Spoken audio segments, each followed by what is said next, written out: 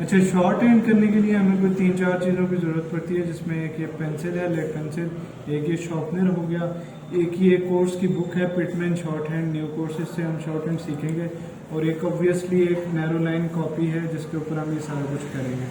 अब ये short hand है क्या? Short hand basically a language of sound, यानी आवाज़ों की ज़बान। इसको बनाया था आइजैक पिटमैन नाम के बंदे ने, इसलिए इसको पिटमैन शॉर्ट हैंड बोलते हैं।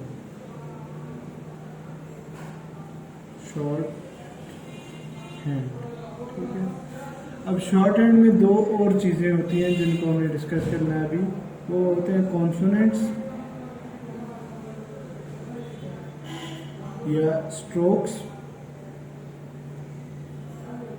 और दूसरी चीज होती है आउटलाइन, ठीक है। अब कॉन्सोनेंट, जैसे अब ये एक वर्ड लिखा मैंने इंग्लिश का बैग, ठीक है, BAG बैग। अब ये इंग्लिश के 3 लेटर्स मिलके पूरा एक वर्ड बना रहे हैं, ठीक है, वर्ड बना रहे हैं। अब जब मैं इसी बैग को शॉर्ट हैंड में लिखूंगा तो मैं शॉर्ट हैंड के अल्फ़ाबेट्स का इस्तेमाल करूंगा, जो कि कुछ यूँ होगा, ठीक है। अब ये मैंने क्या किया, ये मैंने शॉर्ट हैंड का एक अल्फ़ाबेट यूज़ किया, इसको कहते हैं B, और ये जो अल्फ़ाबेट है इसको कहते हैं G, ठीक है। अब ये जो दो चीज़ें हैं इनको हम शॉर्ट हैंड के अल्फ़ाबेट नहीं कहते, बल्कि इनके लिए जो वर्ड हम यूज़ करते हैं वो कॉन्सोनेंट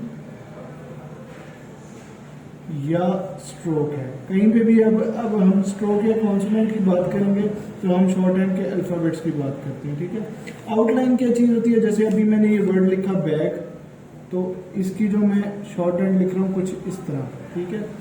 तो ये इस खास वर्ड बैग की आउटलाइन कहलाती है, यानी जब भी ये वर्ड शॉर्ट हैंड में बैग का लिखा जाएगा तो उसकी शॉर्ट हैंड कुछ यूँ होगी, इस साइन से ये डिनोट किया जाएगा, ठीक है।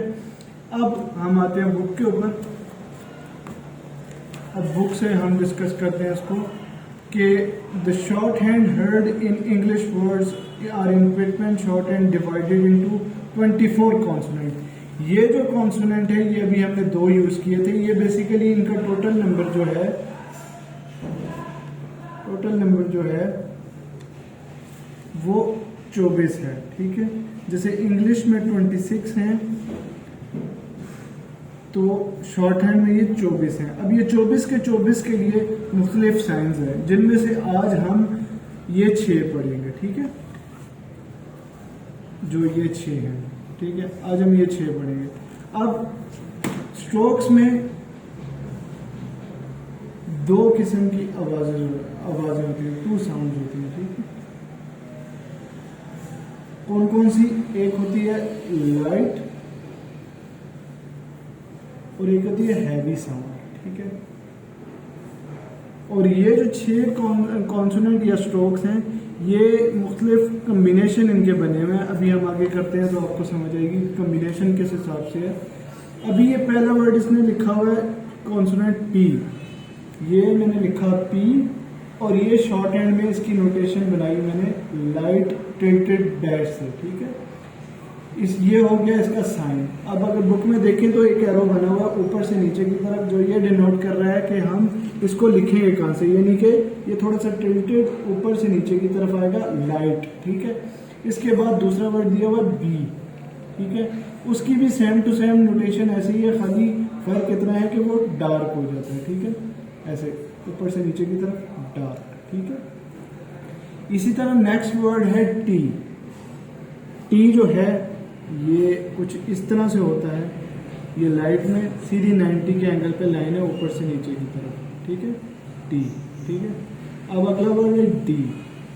D जो है इसी तरह है लेकिन डार्क है ऊपर से नीचे की तरफ, ये मैंने लिखा D। नेक्स्ट वर्ड CH है, लेकिन इसको हम शॉर्ट हैंड में जो इसकी आवाज़ आएगी वो चे की आएगी, चे बड़ी है, चे मैंने लिख दिया। अब ये देखें ये थोड़ा सा इस तरफ से है, ये ऊपर से नीचे की तरफ, ये थोड़ा सा दूसरे एंगल पर टिल्टेड है ऐसे, ये भी लाइट है, ठीक है। ये आ गया नेक्स्ट वर्ड J, ये भी चे की तरह ही है, खाली ये डार्क हो जाएगा, ठीक है। अब आप जब इन सब को प्रोनाउंस करेंगे तो आप एक चीज़ नोट करेंगे, जो मैंने ऊपर लाइंस लिखी हैं हैवी और लाइट साउंड आती है इनकी, तो जब आप पी को बोलेंगे अपने मुंह से तो आपको लगेगा कि आप एक लाइट साउंड बना रहे हैं, लाइट साउंड निकाल रहे हैं, तो ये इसीलिए इसका स्ट्रोक भी लाइट है। जब बी बोलते हैं तो बी की एक डार्क सी हैवी सी साउंड मुंह से निकलती है, इसीलिए इसका स्ट्रोक भी डार्क है। इसी तरह टी है, टी की जो आवाज़ है वो बिल्कुल लाइट सी है, तो हमने लाइट स्ट्रोक बनाया। और जब डी बोलते हैं इसी के कम्बिनेशन के साथ दूसरा, तो वो डार्क हो जाएगा। ये सिक्का मेरा टूट गया, लेकिन आपको समझा देता, ये डार्क हो जाएगा, ठीक है। चे है, चे की आवाज़ जो है वो लाइट सी है, तो इसका स्ट्रोक भी लाइट हो गया। और जो जे है इसका आवाज़ मोटी है, तो ये उसी नोटेशन से डार्क हो जाएगा, ठीक है। अब ये पहले 6 हमने पढ़ लिए, 24 में से हमने पहले 6 हमने पढ़ लिए। अब ये हम इनकी प्रैक्टिस कैसे करेंगे वो भी आपको बता देता हूँ। प्रैक्टिस का तरीका ये है कि आपने पहले उनको इंग्लिश में लिखना है। ऐसे पी का लाइन पी लिखा मैंने, आगे मैंने इसकी शॉर्ट हैंड की नोटेशन यानी स्ट्रोक बनाया, ठीक है। ऐसे पी पी पी, और ये पेज और नेक्स्ट पेज तक आपने ये पूरा यहाँ तक सिर्फ पी से पढ़ना, ठीक है, ताकि आपको ये चीज़ भूले नहीं। फिर हम बी लिखेंगे और नेक्स्ट पेज के बाद हम बी, ऐसे बी की नोटेशन बना के साथ बोलेंगे भी, ताकि हमें ये स्ट्रोक भी याद रहे और इसकी नोटेशन भी याद रहे। फिर आ गया टी, तो ये टी की नोटेशन है, और ये आ गया डी, ये डी की नोटेशन है, ठीक है। ये आ गया सी एच यानी कि चे, ये चे की नोटेशन है, और ये आ गया जे, ये जे की नोटेशन है। ये सब अलग अलग पेज पे कम से कम 2-2 पेज आपने भरने हैं ताकि आपको याद रहे। एक चीज़ इसमें और है कि आपने इनका साइज सेम रखना है। ये जितने भी स्ट्रोक हैं इनका साइज सेम होना चाहिए, ना ज़्यादा बड़ा हो ना ज़्यादा छोटा हो। जिस साइज़ में मैंने लिखे हैं इसी साइज़ में आपने भी लिखे हैं, क्योंकि जब आप आगे जाएंगे तो एक चीज़ आप सीखेंगे कि अगर ये स्ट्रोक छोटा हो जाए तो उसका एक अलग मतलब होता है, और अगर ये बड़ा हो जाए तो उसका अलग मतलब होता है। तो लिहाजा ध्यान रखना है कि इनका साइज़ बिल्कुल सेम रहे। तो ये हमारा पहला जो है लेसन कंप्लीट होता है। इसके बाद की जो चीज़ें हैं जो बुक के अंदर लिखी हैं, 12 वॉवल्स और 4 डिफ्थोंग्स, ये हम आगे आगे पढ़ते जाएंगे। सबसे पहले हमने ये करना है, और अगर आप ये सीख जाते हैं तो आप 50% शॉर्ट हैंड का आप समझे कर चुके हैं। ये 24 में से 6 हमने पढ़ लिए, बाकी के 12 हम बाद में पढ़ेंगे, सही।